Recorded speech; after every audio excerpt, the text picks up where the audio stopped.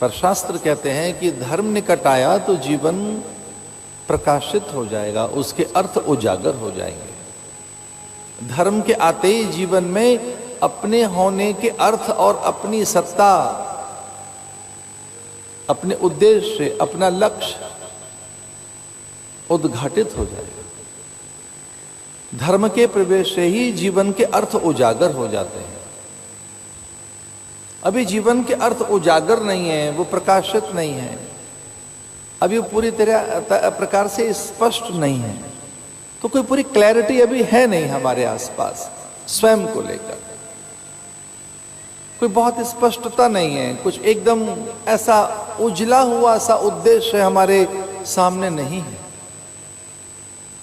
इसे बड़ा भटकाव सा है, कभी संग्रह का मन करता है, कुछ बड़ा दिखने का मन करता है, कोई निर्माण का मन करता है, समूह का नेतृत्व करने का मन करता है, इस धरती पर वर्चस्व हो, प्रभुत्व हो। तो कभी कभी इस धरती पर वर्चस्व की एक लड़ाई दिखाई देती है कि किसका वर्चस्व है, किसका प्रभुत्व है, किसका स्वामित्व है, किसका नेतृत्व है, किसके अधीन ये धरा रहेगी। उसके कारण तो बड़े युद्ध लड़े गए। तो क्या केवल जीवन का ये उद्देश्य मान लें कि यहां हमारे हाथ प्रभुत्व लग जाए, प्रभुता लग जाए, और फिर कुछ लोग हमसे छोटे हों? प्रभुता तो तब आपको अनुभूत होगी जब बहुत छोटे कुछ लोग हों। तो क्या कुछ ऐसा करें कि बहुत पहले छोटा कर दें सबको, फिर हम बड़े बने? तो पहले बहुत छोटे हो जाएं कुछ लोग, उनके पास न कुछ हो, विदीनहीन हो, सामर्थ्यहीन हो, और आप सामर्थ्यवान। तो केवल कुछ भौतिकीय, आर्थिक, जागतिक अनुकूलताओं के लिए जीवन है क्या? इसलिए केवल अनुकूलताओं के संचय के लिए, भौतिकीय प्रभाव के लिए, उच्च पद प्रतिष्ठा के लिए, यश वृद्धि कीर्ति विस्तार के लिए, और तो और स्वर्ग में भी एक सुरक्षित स्थान मिल जाए और वहां देव बनकर बैठ जाएं, क्योंकि वहां के सुख अखंड हैं, वे लंबे समय तक रहने वाले हैं, वो छिनते नहीं हैं। वहां अनुकूलताएं हैं सर्वत्र, ऐन्द्रिक अनुकूलता, चित्त की अनुकूलता, वहां के भोग मनवांछित हैं, मन इच्छित हैं, मन अभिलषित हैं, मन प्रेरित है। तो जो मन अभिप्सित है वो उसी समय प्रकट होता है स्वर्ग में। आपने जो सोचा वो सामने प्रकट होता है। तो क्या इतने पुण्य इकट्ठे कर लिए जाएं, इतना श्रम साधन करके और स्वर्ग में हम पहुंच जाएं, केवल इसलिए कि जो अभिप्सित है वो उसी समय प्रकट होगा? जो भोग हमें रुचिकर, प्रियकर, सुखकर लग रहा है, जो पदार्थ हमें गुदगुदी पैदा कर रहा है कि इस पदार्थ को छू चख लें, भोग लें, इस पदार्थ को ही चखते रहें, भोगते रहें, छूते रहें, चूमते रहें, तो कुछ जो चीजें ऐसी मन को गुदगुदी देती हैं, वे स्वर्ग में लंबे समय तक रहती हैं, चिरकाल तक रहती हैं, निरंतर बनी रहती हैं। तो स्वर्ग में भी तो सुखी है। तो कुछ शास्त्र कह रहे हैं कि आत्यांतिक दुख की निवृत्ति सुख प्राप्ति के लिए जीवन है। पर सच ये है कि जैसे धर्म आएगा तो जीवन के अर्थ उजागर होंगे, जीवन के अर्थ स्पष्ट होंगे, एक स्पष्टता आपके पास आएगी। यह तो अभ्युदय, फिर अभ्युदय आपके पास आएगा, आप क्रियात्मक, प्रयोगात्मक होंगे, सक्रिय होंगे, उद्यमी बन जाओगे। निःश्रेयस सिद्धि सधर्म, निःश्रेयस भी आपके समझ आएगा, परलोक का भी। इसलिए जीवन को समझना बहुत कठिन है, ये बहुत रहस्यों में छुपा हुआ है। सहसा ये समझ नहीं आता कि हम किस लिए इस धरती पर हैं, एक साथ इसके अर्थ हाथ नहीं लगते। पर महापुरुषों का यही कहना है कि निरंतर सत्संग में रहोगे तो अपने होने के अर्थ उजागर कर लोगे, अपने होने के अर्थ स्पष्ट हो जाएंगे। करना क्या है ये स्पष्ट हो जाएगा, करना क्या है। और जिस दिन ये स्पष्ट हो गया करना क्या है, तब बहुत नहीं करना पड़ेगा, बहुत नहीं चलना पड़ेगा। लंबा इसलिए चलना पड़ रहा है कि सही राह नहीं मिली है।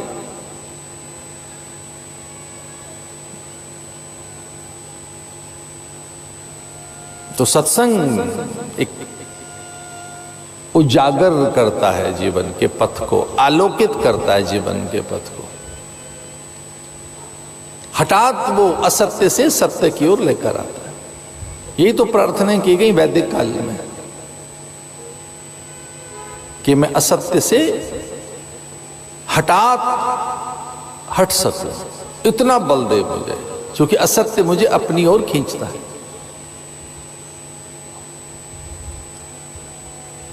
असतो मां सद्गमय। हे ईश्वर, मेरी प्रार्थना यह है कि मैं सत्यानुगामी बन सकूं, सत्याचरण कर सकूं, सत्यान्वेषी बन सकूं, सतपथ का अनुसरण कर सकूं। मेरी अभिप्साओं में केवल सत्य रहे, असत्य नहीं। न केवल मेरी जिह्वा पर, न केवल मेरे शब्दों में, न केवल मेरी भावनाओं में, न केवल मेरे हृदय में, मेरे सकल अंतःकरण में सत्य स्थापित हो। इसलिए हे परमात्मा, मुझे बल दे, क्योंकि तू सत्य में रहता है। हे ईश्वर, तू सत्य में ही रहता है। सत्य ही तेरा साकार रूप है, सत्य ही तेरा व्यावहारिक रूप है, सत्य ही तेरी निजता है। तू सत्य ही है, क्योंकि सत्य नित्य विद्यमान सत्ता है। हे सच्चिदानंद, मैं नित्य सत्य में रह सकूं, क्योंकि जगत मुझे अपनी ओर खींचता है। असतो मां सद्गमय। मैं बलपूर्वक वहां से लौट सकूं और सत्य के मार्ग का अनुसरण कर सकूं। तमसो मां ज्योतिर्गमय।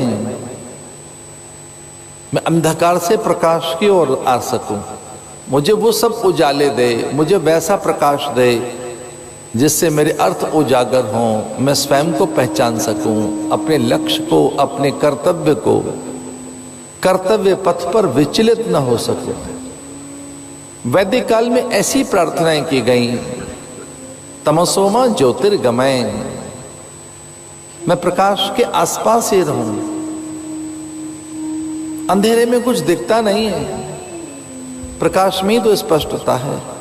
सांझ के समय जैसे अंधेरा आया तो स्वप्न दिखने लगते हैं, आंख मिचने लगती है, निष्क्रियता, जड़ता सी छा जाती है। सहसा फिर निद्रा हमें अपने में लिपटा लेती है, क्योंकि अंधेरा है, अब क्या करें। पर प्रकाश के आते ही जीवन फिर से सक्रिय है। तो प्रार्थनाएं की गई कि मुझे हे ईश्वर प्रकाश देना। तमसोमा ज्योतिर्गमय। फिर प्रार्थना की गई कि मैं अमृत का अधिकारी बनूं। अमृतस्य पुत्राः। वेद ने कहा हम अमृत की संतानें हैं, हम अमृत से पैदा हुए हैं, और वो एक अंश रूप में हमारे भीतर भी विद्यमान है, वो अविनाशी तत्व। इसलिए प्रार्थनाएं करते हुए कहा गया कि मैं उस तत्व को जान सकूं। अविनाशी तु तत्विद्धि। यही तो उपनिषदों का घोष है कि मैं अपने अविनाशी स्वरूप को पहचान सकूं। अविनाशी तु तत्विद्धि, मैं उसे देख सकूं, जान सकूं। तमसो मां ज्योतिर्गमय मृत्योर्मा अमृतम गमय। मैं अमृत का अधिकारी बन सकूं, क्योंकि यहाँ की सब चीजें मृत्यु के मुख में हैं। काल व्याल मुख ग्रास संसार निर्णास हेतवे। संसार का प्रत्येक पदार्थ काल के मुख में, काल का कौर बना हुआ है, काल का ग्रास बना हुआ है। हम सब काल के आहार हैं, हम काल का भोजन हैं, काल के मुख में ही बैठे हुए हैं। दिख नहीं रहा है, पर वो हमारी आयुष्य, हमारे जीवन को चबा रहा है। इसलिए हम मृत्यु और अमृत में भेद कर सकें। विशुद्ध ज्ञान देहाय त्रिवेदी दिव्य चक्षुषे श्रेय प्राप्ति निमित्ताय नमः सौमार्द धारणे। सौम के देवता, अमृत के देवता, अरे अमृत के स्वामी, मेरी आंखें खोल, मुझे तीसरा नेत्र प्रदान कर, ज्ञान चक्षु मुझे दे, जिससे कि मैं अलग हो सकूं। उर्वा रुक्मिव बंधनान मृत्युर्मुक्षीय मामृता। जैसे खरबूजा डाल से पककर अलग हो जाता है, डंठल अलग हो गया, जैसे फल पककर अलग हो जाता है, जैसे पत्ता पीला पड़ने के बाद पवन के किंचित स्पर्श से डाल से विलग हो जाता है। पीले पात आपने देखे, पीले पत्ते जब तक वो हरे भरे हैं, डाल से चिपके हैं, टहनी से, शाखाओं से, लेकिन जैसे उनमें परिपक्वता आई, वो पक गए तो फिर डाल से विलग हो गए, फिर वो पता लापता हो गया, बेपता हो गया। फिर वो पत्ता अपने पते पे नहीं रहता, लापता हो गया। प्रार्थना की गई कि मैं इतना मुझे बल दे, उर्वा रुक मिव बंधनान मृत्युर मुक्षीय मामृतात। मैं अमृत का अधिकारी बन सकूं, अज्ञान बंधन, मेरे कर्म बंधन में काट सकूं, इसलिए मुझे वो नेत्र दे, वैसी मुझे रश्मि चाहिए, वैसा आलोक। इसलिए प्रार्थनाएं की गई, त्र्यंबकम यजामहे सुगंधिम पुष्टिम वर्धनम। मैं वैसा यजन अर्चन बंधन कर सकूं, उस तरह की सत्ता और उस तरह के आलोक, गंध, शुचि, पवित्रता और स्फूर्ति से मेरा जीवन भरा हुआ हो। मेरे जीवन को भर दो सुगंध से, शुभता से, ऐश्वर्य से, ऊर्जा से, आलोक से, विद्या से, विनय और विवेक से, सद्विचार और पराक्रम से, जिससे कि मैं अपने स्वरूप को जान सकूं। मुझ में इतनी शुभता है, और जब अधिक मेरे पास आए तो उसका अभिमान भी न हो, मैं हे ईश्वर तुझे पहचान सकूं। इस प्रकार की प्रार्थनाएं इन ग्रंथों में हैं। जब अधिक आ जाता है, प्रभुता पाए काए मद नाई, वृत्तासुर की कथा में ये बात कही गई। हम अपनी वृत्तियों को भी सहेज के रखें, उन्हें मांझ के रखें, सुंदर रखें। शरीर तो सुंदर रख ही रहे, मन भी सुंदर हो, विचार सुंदर हो, भाषा सुंदर हो, व्यवहार मधुर हो। कई बार अधिक आ जाने के बाद अधिक अधिकार मिल जाए, संपदा मिल जाए, आपके संग्रह में वृद्धि होने लगे, समूह में आपको बहुत आदर मिलने लगे, तब धीरे से अहंकार भी आ जाता है। और आपको अहंकार नहीं छू रहा है अधिक आ जाने के बाद, तो फिर भैया दो बातें हो गई। आपके पास में बहुत है, मनवांछित पदार्थ हैं, गगनचुंबी अट्टालिकाएं हैं, पदार्थों की प्रचुरता है, वस्तुओं की बहुलता है, प्रकृति पर भी आपने विजय प्राप्त कर ली, देव भी आपके अनुगत हो गए हैं, संकल्प सिद्ध पुरुष हैं आप, और फिर भी आपको अभिमान नहीं छूता। तो दो बातें हो गई होंगी, या तो आपको सच्चा सदगुरु मिल गया, या फिर भगवान मिल गए होंगे, और ये दोनों एक ही चीज हैं। इसका अर्थ है कि कहीं किसी सत्य के साथ जुड़ गए आप, इसलिए अहंकार नहीं है आप में, नहीं तो वो सहज रहता ही है, हमारे आसपास ही रहता है। विद्या का अहंकार, रूप का, बल का, वस्तुओं का, पद प्रतिष्ठा का, कैसे कैसे नहीं आदमी इतराता है। कुछ चीजें भिन्न हो, दूसरों से अलग हो, तो कुछ थोड़ी सी भिन्नता है दूसरों से, तो कितना अहंकार लिए फिरता है आदमी। प्रभुता पाए काए मद नाई। तुलसी बाबा कहते हैं कोई ऐसा अभी तक जन्मा नहीं है जिसे अहंकार ने छुआ न हो, और यही हमारे पतन का कारण है। तो वृत्तासुर इतना अधिक बलवान हो गया। वृत्तासुर, पिछले दिनों देवी भागवत की जब कथा कर रहे थे हम छत्तीसगढ़ में, तब वृत्तासुर की बड़ी विशद व्याख्या चली उस दिन कि ये वृत्तासुर है क्या। वृत्तियों की असुरता, वृत्तियों की जड़ता ही वृत्तासुर है।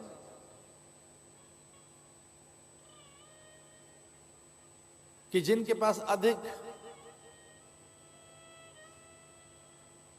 हम सब पे शासन करें, इसको ऐसे समझिए, सब हमारे अनुगत रहे, हमारे विचारों को प्रधानता दें। मैं भले ही अधिकारी नहीं हूं, मेरे पास ज्ञान नहीं, वैसी पात्रता योग्यता नहीं है, वैसा श्रम साधन नहीं है, उस तरह की शील सुचिता मेरे पास नहीं है, फिर भी मैं वंदनीय कहलाऊं, मैं लोकप्रिय बन जाऊं, मैं लोकमान्य बन जाऊं। और कैसे बनूं? बिना श्रम के, साधन के, योग्यता पात्रता के, बिना क्रम के, बिना व्यवस्था के।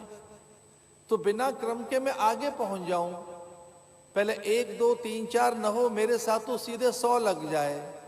मेरी गणना में 1 2 मैं नहीं चाहता, तो गणना में पहले 1 आएगा, फिर 2 और 3 4 आएगा, फिर 100 आएगा अंत में।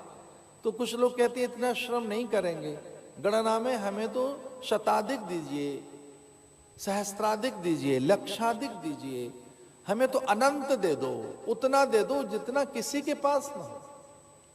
इतना आदर चाहते हैं, ये हमारी भूख है, स्वाभाविक भूख।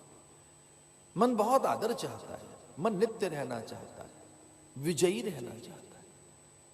कुछ ऐसा है कि विस्मय दिखे उसमें, कुछ उसमें विभूतियां दिखें। हमारे मन की यह स्वाभाविक मांग है कि मन कौतुकी बनना चाहता है, कि हमारे कौतुक, हमारे विस्मयकारी हमारा प्रभाव हो, कुछ ऐसा हमारा प्रभाव हो, कुछ इस प्रकार का इंप्रेशन होना चाहिए। और आजकल तो हमारा बहुत तरीके की एजेंसियां आ गई हैं जो आप में आपको बड़ा दिखा सकती हैं, बड़प्पन आपका प्रकट कर सकती हैं। कुछ उस तरह का फिर आपसे बताएंगे कि किस तरह से आप अपनी इमेज को बड़ा दिखा सकते हो। तो अभी आपको पता नहीं ये बात साधक है, मालूम है कि नहीं, हजारों ऐसी एजेंसियां काम कर रही हैं इस देश में। इमेज मेकर कहते हैं उनको, कि वो आपको आपकी इमेज बना देंगे, इमेज मेकर, कि जो आपकी इमेज है वो बड़ी बना देंगे कि आप दानी हैं, ज्ञानी हैं, महान हैं, सेवक हैं और सच्चे समाज सेवक हैं, और आपने इतना इतना कर दिया, इतना और करेंगे आप। तो उस तरह की जो इमेज बिल्डिंग है, इमेज मेकिंग है, कुछ वो बताया जाएगा, कुछ आपके लिए एलिवेट किया जाएगा, कुछ एक फसाड़ खड़ा किया जाएगा, कुछ उस तरह की आपकी सोशल इंजीनियरिंग की जाएगी, और कुछ आपके अनुयायी बनाए जाएंगे, और कुछ दिखाए जाएंगे, होंगे नहीं। तो लो बन गए बड़े, आप बड़े हो गए। वो कहते हैं हम त्याग नहीं होगा, हमसे संयम नहीं होगा, हम सदाचार से बहुत दूर हैं, व्रत नियम उपवास की तो हम कल्पना भी नहीं कर सकते, हमारे पास समय है ही नहीं अपने मन को नियंत्रित करने का। मन में निरंतर तीर्थ से सुचिता बनी रहे, पवित्र बना रहे, ये तो बहुत कठिन है। पर जैसे तैसे हमारी इमेज तो बना दो। तो वो इस तरह से प्रभावशाली हो गया वृत्तासुर। यम वरुण कुबेर इंद्र आदि भयभीत हो गए और उसका वध नहीं हो सका। कभी कभी कोई हमारे भीतर, हमारी कोई रुचि, हमारी कोई दुर्बलता, हमारी कोई आसक्ति, हमारे भीतर में ही कोई हमारे अपने जो रुचिकर हमारे जो संवेद हैं वो बार बार वहां जाते हैं, बार बार जाते हैं। कभी अध्ययन तो करके देखो स्वयं पर कि हम रुचियों के अधीन हैं, केवल रुचियों के लिए जी रहे हैं। अरे कभी ये तो अध्ययन करो, कुछ दुर्बलताएं तो नहीं भीतर, कुछ ऐसी दुर्बलताएं तो नहीं है जो हमें ढेर कर देंगी, कुछ ऐसी दुर्बलताएं जो हों, कुछ ऐसी मूढ़ता, ऐसे दुराग्रह, पूर्वाग्रह, उसे ढूंढो तो सही। वृत्तासुर की केवल एकमात्र यही कथा है।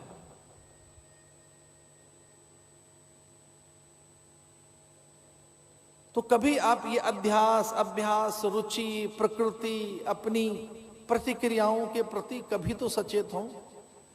किस ढंग से प्रतिक्रियाएं करते हैं दूसरों के प्रति, आपकी टिप्पणी, आपने किस तरह से दूसरों पर टिप्पणियां की हैं, प्रतिक्रियाएं की हैं। कभी तो मन की मूढ़ता पता लगे, कभी चित्त का चांचल्य पता लगे, कभी देह की जड़ता पता लगे, कभी अंतर की आसक्तियों का ज्ञान हो, कभी अपने दुराग्रहों का भी बोध हो, कभी अपनी हठ धर्मिता भी समझ आए, और एक दिन साहस करके अपनी जिद को ढूंढना, कहीं वो भीतर बैठी तो नहीं है, हम जिद्दी तो नहीं है, हम किसी का अपमान तो नहीं करते, तिरस्कार तो नहीं करते। जब इतनी वृत्तियों में प्रचंडता आ जाए तो बड़ी प्रतीकात्मक कथा है। इंद्र, यम, वरुण, कुबेर आदि असहाय हो गए और फिर वो कोई बड़ा संकट बन गया। प्राण में, पवन में, प्रकाश में, अंतरिक्ष में, धरा में, अन्न फल हरितिमा में, बादलों में, बयार में उसका वास हो गया। दुष्ट जनों के पास पवन रहनी चाहिए क्या? पवन तोल मोल कर हमको मिलेगी, इन्हें इतना प्राण नहीं मिलेगा, इतना कम मिलेगा। तो प्राणवायु पर दुष्टों का तो अधिकार नहीं होना चाहिए। प्राण, पवन, प्रकाश, आकाश, धरा की उर्वरा, अग्नि की दाहकता पर, सुगंध पर, जीवन पर जो स्फूर्ति है, जिसे जीवन मिलता है, फ्लोरा फ्योना, जो फ्लोरा फ्योना है, जो एक जैसे एक उमंग, तरंग, स्फूर्ति, स्वाभाविकता और एक अलग प्रकार का जो लचक मिलती है शरीर में, जो एक द्युति, कांति, दीप्ति, एक मौसलता, एक अलग प्रकार का एक शरीर में से जो एक सौंदर्य निकल कर आता है, वो कई बार केवल अन्न से नहीं मिलता, केवल दूध से नहीं मिलता, वो पवन से ही मिलता है, प्रकाश से ही मिलता है, फूलों को छूने से ही मिलता है, एक अच्छे वातावरण से ही मिलता है। कि आप सुंदर से दिखते रहें केवल, और कुछ प्रसाधनों के आलेपन से ही सुंदर दिखेंगे, अथवा कुछ बढ़िया पौष्टिक भोजन करने से सुंदर दिखेंगे, ऐसा नहीं है। एक किसी खिलखिलाते हुए परिवेश में तो आकर देखो, आपकी मुस्कान कुछ और ही होगी। एक उधार की मुस्कान हो सकती है कि आप ऐसे कोई आपको दिन भर तैयार करेगी इस तरह से स्माइल देकर रखना, लेकिन किसी सकारात्मक, ऊर्जावान, आनंद प्रद परिवेश में प्रवेश तो करके देखो, किसी आध्यात्मिक किसी वातावरण में आकर तो देखो, फिर देखो आप कितने सुंदर दिखने लगेंगे, कितने अच्छे दिखने लगेंगे, अब निर्भर दिखने लगेंगे, सहज दिखने लगेंगे। ये कहां से लाओगे सहजता, स्वाभाविकता, प्राकृतिकता? उसके अभी तक तो कोई टैबलेट आई नहीं है जो आपको नेचुरल बना दे, जो बहुत ही नेचुरल कर दें आपको कि जी एक टैबलेट ऐसी दे दो, हम बहुत नेचुरल रहना चाहते हैं, बहुत स्वाभाविक रहना चाहते हैं, बहुत स्वाभाविक, बहुत नैसर्गिक, बहुत प्राकृतिक, बिल्कुल निर्दोष शिशु जैसे। एक कुआरापन आप मेरे, वर्जिन, एक जो एक पवित्रता है जैसे ओस की बूंद में, कलियों में, फूलों में, बयारों में, वैसा। तो वो जो पूरा फ्लोरा फ्योना, वो जो पूरी एक प्रकार से जो प्रकृति में एक पवित्रता और प्रकृति में एक पोषण भी छुपा है। प्रकृति पवित्र निर्दोष तो है ही, पर पोषण भी है। प्रकृति आपको संभालती है, पूरी प्रकृति परिचारिका की तरह से, दासी की तरह से, सच मानिए ये किंकरी की तरह से आपके पीछे लगाई है भगवान ने कि आप सुंदर रहें, स्वस्थ रहें, समर्थ रहें। इस पर पूरा नियंत्रण वृत्तासुर का। और जब असुरों का नियंत्रण हो गया पवन, प्रकाश, आकाश पर, धरा, गंध पर, हरितिमा पर, जीव की गतिमति पर, सोच में जब वो चला गया, कई बार तो सोच बदल रहे हैं कुछ यंत्र, कुछ उपकरण, कुछ तरह की चीजें। आज से 10-20 साल पहले उस प्रकार की सूचना की तकनीक नहीं थी, संचार के साधन नहीं थे। हम अपनी मन की बातों को इस तरह से लाखों लोगों तक कहने के साधन से वंचित थे। आप तो एक साथ आपने कोई चीज पोस्ट की और उसी समय वो प्रकाशित हो गई, तो विचार बन रहे हैं, राय मिल रही है, भावनाओं का आदान प्रदान हो रहा है। तो जो सूचना की तकनीक है, संचार की क्रांति है, ये जो आधुनिक उपकरण हैं, इन उपकरणों की अधीनता के कारण हमारी मनोदशा भी तो बदल रही है, चित्त की वृत्तियां भी तो बदल रही हैं, जीवन का ढंग भी तो बदल रहा है। वृत्तासुर जीवन के ढंग में पहुंच गया, वृत्तासुर जीवन के ढंग में पहुंच गया। और ये दो पुरानी सी सुंदर सी पंक्तियां मुझे सहसा याद आती हैं कि जीवन के ढंग में तुम भी थे, जीवन के ढंग में तुम भी थे, पर अब जीवन का हर ढंग तुम्हारा है। अब जीवन का हर ढंग तुम्हारा है। पहले जीवन के ढंग में तुम भी थे, पहले जीवन का एक जो ढंग था, विधि थी, रहन सहन था, जीवन की एक बात, ये तुम भी थे। पहले जीवन के ढंग में तुम भी थे, अब जीवन का हर ढंग तुम्हारा है। तो अभी तो पता नहीं किस तरह से मशीन चली गई हमारे भीतर, उपकरणों की अधीनता है। आज जिस ढंग से हम उपकरणों के अधीन है, मशीन के अधीन है, उतने पहले नहीं थे। विज्ञान की अधीनता कितनी है।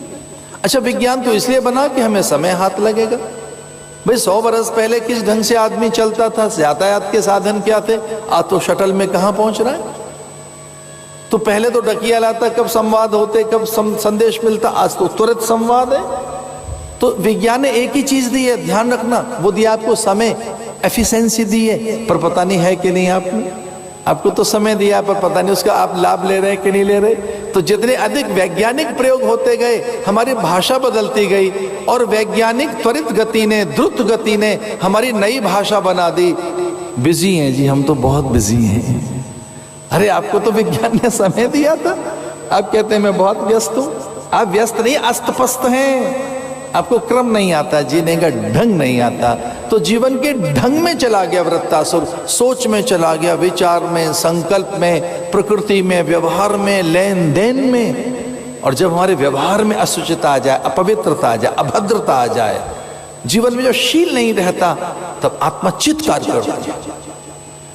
आप अनादर देखते हैं अपने में, स्वयं में, अपने में अपना अनादर करते हैं। और इससे अधिक दुर्दशा क्या होगी जीवन की, कि जब आप अपने से आंख न मिला सके, जब आपको स्वयं को ऐसा लगे कि अब मुझे अपने से ही लज्जा है, अपने से ही घृणा है, अपने से ही गिलानी है, अपने में एक क्षोभ है, जब अपने में ही आप अपने भीतर एक पतन देखें और अपने में ही अपने आप से संवाद न कर सकें, ये वृत्तासुर की कथा सुना रहे हैं हम।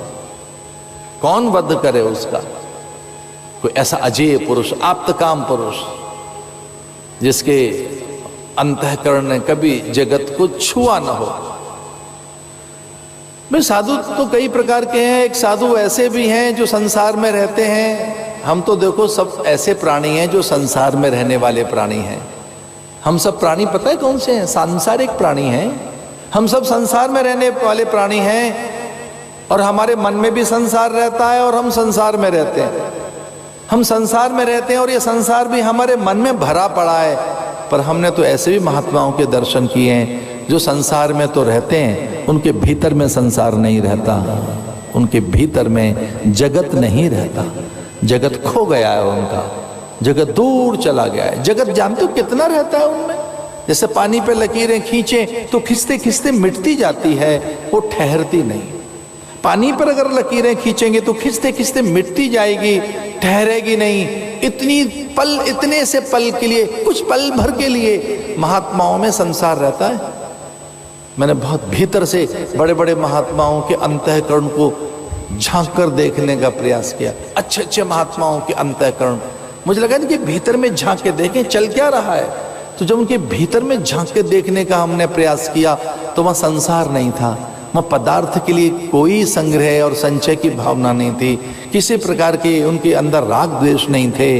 हमने ढूंढ ढूंढ कर, डुबकी लगा लगा कर उनके अंतःकरण के तल को स्पर्श करके और एक एक कोने को छान कर देखने की कोशिश की। सच मानिए हमें वहाँ पर अकामता के ही दर्शन हुए, पूर्णता के ही दर्शन हुए, पवित्रता के ही दर्शन हुए। हमें तो गाद गंदगी माटी कहीं नहीं मिली। इस तरह की भी दर्शन की हमने महात्माओं के।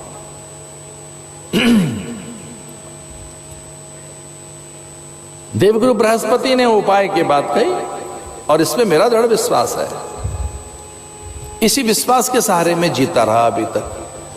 और इतना ये फौज फाटा से मतलब आप सब जो लोग हैं, ये मेरा आशय इससे है, ये जो कारवां मेरा आशय इस पूरे इससे है, इस समूह से, इसी विश्वास में मैं जीता रहा कि जब कोई और उपाय न दिखाई दे, जब कोई साधन नियम व्रत न दिखाई दे, जब कोई विकल्प न दिखाई दे, जब कोई उत्तर और समाधान न दिखाई दे, तो शास्त्र कहता है कि जब कोई उपाय न रहे तब एक उपाय है और उसका नाम है गुरुर उपाय। जब कोई उपाय न रह जाए तो फिर वो उपाय कौन सा है? गुरु। गुरु माने समाधान। गुरु कोई हाड़ मास का आदमी नहीं, समाधान। गुरु माने उत्तर। गुरु उत्तर का नाम है। उस पहेली का हल का नाम है जिस पहेली का हल हाथ नहीं लगा। गुरु समाधान का नाम है उस शंका का जो शंका का समाधान हुआ ही नहीं। गुरु उस उत्तर का नाम है जिस प्रश्न का उत्तर मिला नहीं। तो शास्त्र कहते हैं कि जब आप निरुपाय हो गए, असहाय हो गए हैं, तब गुरु एक उपाय है, तो गुरु के पास जाओ। तो कितनी कथाएं हमने सुनी, वशिष्ठ गुरु के पास गए, दशरथ अपने गुरुदेव वशिष्ठ के पास गए, कितनी कथाएं सुनी हैं कि वो अपने गुरु के पास गए। जब आप असहाय हैं, निरुपाय हैं, तो गुरु के पास जाओ। गुरु माने जहां ज्ञान है, समाधान है, जहां अलोभता है, जहां प्रकाश है। उसे सेवन की विधि भी है, विधि। गुरु को कैसे सेवन करें, औषधि के सेवन की विधि है ना, जैसे कि जल कैसे पिएं, भोजन कैसे करें। अरे शहद पिया जाएगा कि चाटा जाएगा? अरे चूरन चबाने का नाम है कि फंकी मारने का, चाटने का नाम है? तो कोई 2-4 गिलास भर के शहद पियोगे क्या? शहद तो चाटा जाता है औषधि के साथ। भोजन कैसे किया जाएगा? अवलेह क्या है, आसव क्या है, रस क्या है? तो औषधि में एक आसव है, एक रस है, एक भस्म है। तो आसव कैसे पिया जाए, अवलेह कैसे लिया जाए, भस्म कैसे ली जाए, रस कैसे लिए जाए? कुछ औषधियां तो ऐसी हैं केवल स्पर्श किया जाता है। और थोड़ा हमारे शास्त्रों पे भरोसा करो, कुछ औषधियां तो केवल स्पर्श से ठीक कर देंगी, पर कुछ औषधियां ऐसी भी हैं उन्हें छुआ नहीं जाता, केवल वनस्पतियों को देखा जाता है और आप निरोग हो जाएंगे, निरोग। ऐसी भी औषधियां हैं। ऐसी औषधि का नाम गुरु है, दृश्यामृतम। जब अमृत की बात आई तो भारत के लोगों ने तो अमृत के पुत्र हैं हम, अमृत से पुत्रा, हम भारत के लोगों को अमृत बनाना आता है। और जब हम स्वर्ग की अपेक्षा नहीं करते कि स्वर्ग से कोई हमको एक कुल्लड़ भर के अमृत पहुंचाएगा, सकोरा भरकर, कटोरा भरकर, एक चषक वहां से आएगा। तो पता है हम अमृत कैसे बना लेते हैं?